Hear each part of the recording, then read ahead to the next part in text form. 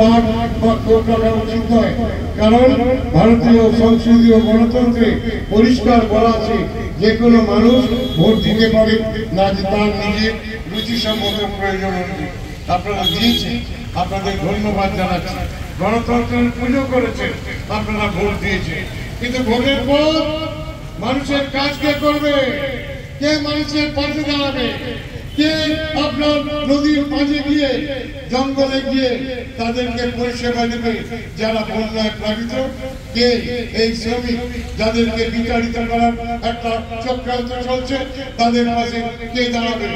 আপনারা দাঁড়াবেন, আপনার প্রতিনিধি দাঁড়াবে, আপনার বিধায়ক দাঁড়াবে, আপনার এমপি দাঁড়াবে, আপনার দলের সমস্ত কর্মীরা দাঁড়াবে।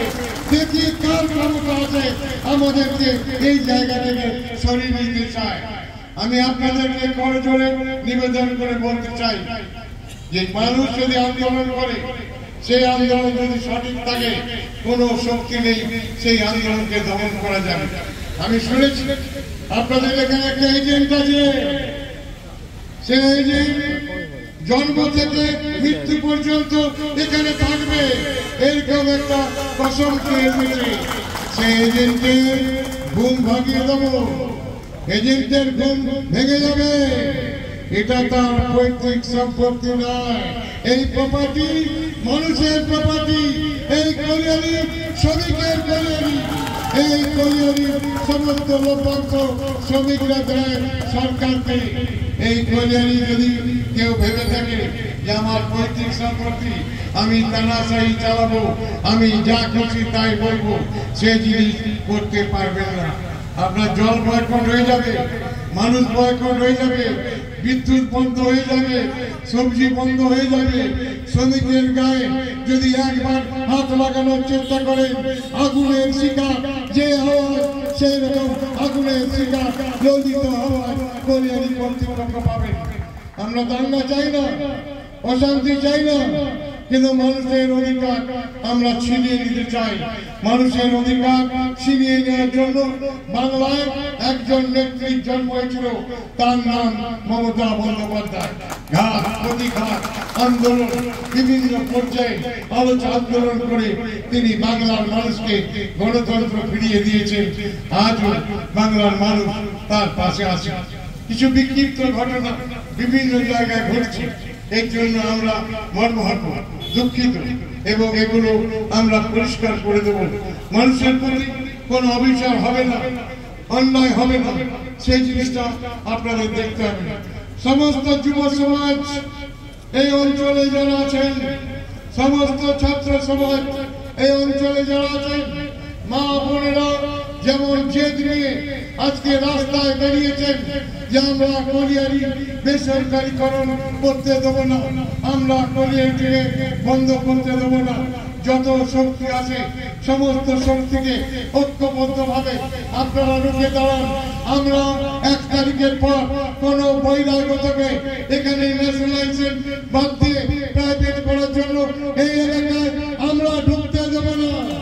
প্রয়োজন হলে এই গেটে হাজার হাজার জমায়েত হবেন, প্রয়োজন হলে সেই জমায়েতে আমি আপনাদের সঙ্গে, আমি ধর্নায় আপনাদের সঙ্গে বসবো, আইন বিদুষী আপনাদের রক্ষা করবে। এই কয়েকটি কথা বলে আপনাদের আন্দোলন আরো দীর্ঘায়িত হোক, আরো বড় হোক। আমি দুঃখিত যে আমি 1 ঘন্টা পরে আপনাদের এখানে পৌঁছেছিলাম।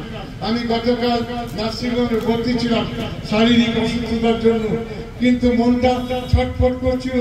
হরিরামজিকে আমি ফোন করে বললাম, এমএলএ সাহেব আমার শরীর ভালো নেই, হয়তো আমার দেরি হবে।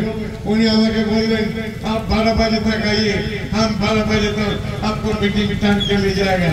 আমি ঠিক 11:30 আপনাদের এখানে পৌঁছে গেছি।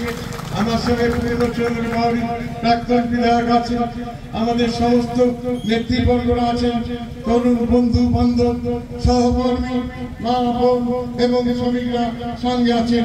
আমি আপনাদের এই আন্দোলনের মুক্তিতে আনন্দিত, গর্বিত।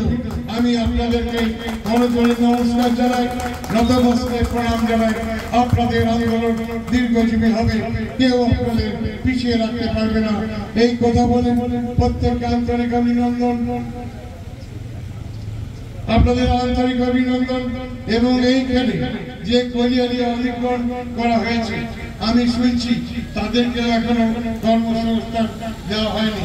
সেই ল্যান্ডলেদার যারা আছেন তারাও এই আন্দোলনে সামিল হবেন। আপনাদের প্রতি আমাদের সহানুভূতি থাকবে।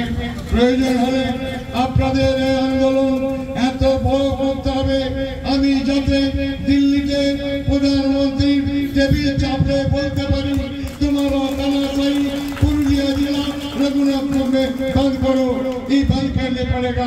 ये और दिल्ली के पहुंचे देवो एक কথা বলে আপনাদের নমস্কার, প্রণাম, সেলাম, জোহার জানিয়ে আমার বক্তব্য শেষ করলাম। জয় হিন্দ, বন্দে মাতরম। ধন্যবাদ। আজকে আমরা উপস্থিত আছি দুবেশ্রী গেটের সামনে। কারণ একটাই যে আমাদের 1 তারিখে 1 অক্টোবরে আমাদের এই দুবেশ্রী কল্যাণীকে কেন্দ্রীয় মধ্যে দেওয়ার জন্য এই ম্যানেজমেন্ট চক্রান্ত করেছে।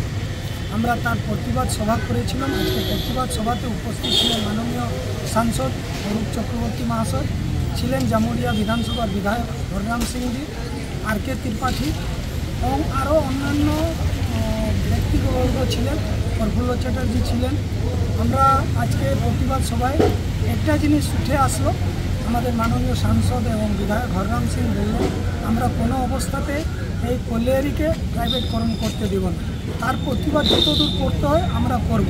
আজকে আমরাও কিন্তু এই দুবেশ্রী বাঁচাও কমিটির তত্ত্বাবধানে যে প্রোগ্রামটা হয়েছে এই দুবেশ্রী কল্যাণী বাঁচাও কমিটির তরফ থেকে আমরাও চিন্তা করেছি কোনোই অবস্থাতে 1 অক্টোবরে আমরা প্রাইভেটের হাতে তুলে দিতে পারবো না।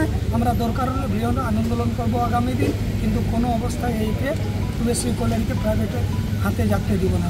সমস্ত ট্রেড ইউনিয়ন আজকে আমাদের সহযোগিতা করেছিলেন, তার জন্য প্রত্যেক ট্রেড ইউনিয়নকে আমার তরফ থেকে ধন্যবাদ জানাই এবং এই লড়াইয়ে সবাই সামিল আছেন এটা শুনে আমার খুব ভালো লাগলো। ধন্যবাদ। আমরা দুবেশ্রী কল্যাণী গেটের সামনে একটা প্রতিবাদ সভা করল এবং প্রতিবাদ সভার আগে প্রতিবাদ মিছিল হলো এবং আজকে মাননীয় সাংসদ অরূপ চক্রবর্তী মহাশয় আগে আমাদের মধ্যে উপস্থিত হয়েছিলেন এই প্রতিবাদ সভাতে এবং জামুরিয়ার বিধায়ক হররাম সিং ছিলেন।